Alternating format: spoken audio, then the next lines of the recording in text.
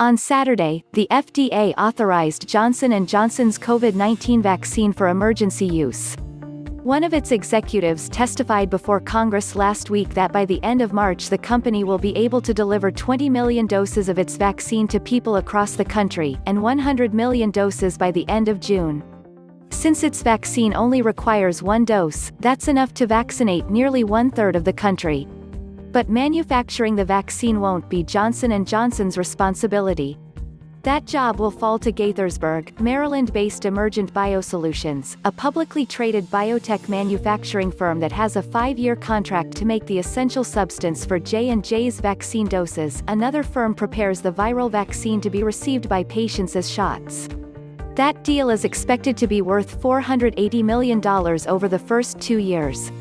Emergent also has a U.S. contract to manufacture AstraZeneca's COVID-19 vaccine. That jab has yet to receive authorization from the FDA. It is available in the UK, Canada and the EU, but if it's eventually approved, that contract will be worth an additional $261 million. Both deals are a huge boost for Emergent, which booked total revenues of $1.5 billion last year. The vaccine will be produced in a $50 million expansion of a Maryland facility that Emergent began building 3 years ago. It's exactly why this advanced development and manufacturing facility that we partnered with the Department of Health and Human Services to build a number of years ago, says CEO Bob Kramer. It's what it was designed to do. Emergent was founded in 1998, and it signed its first contract that same year with the federal government to manufacture and improve BioThrax, which is still the only FDA-licensed anthrax vaccine.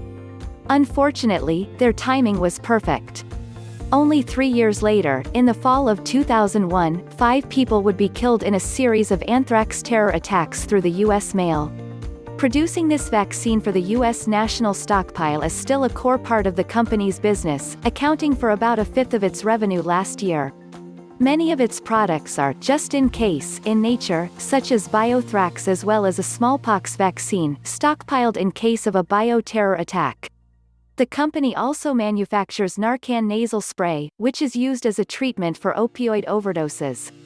More than a third of its revenues come from product sales to the federal government. Another big, just-in-case category, viral pandemics. We've been involved in any number of emerging infectious diseases, including Zika and Ebola, some flu candidates and now the coronavirus challenge, says Kramer. Johnson & Johnson's vaccine uses a technology similar to what it developed to fight Ebola.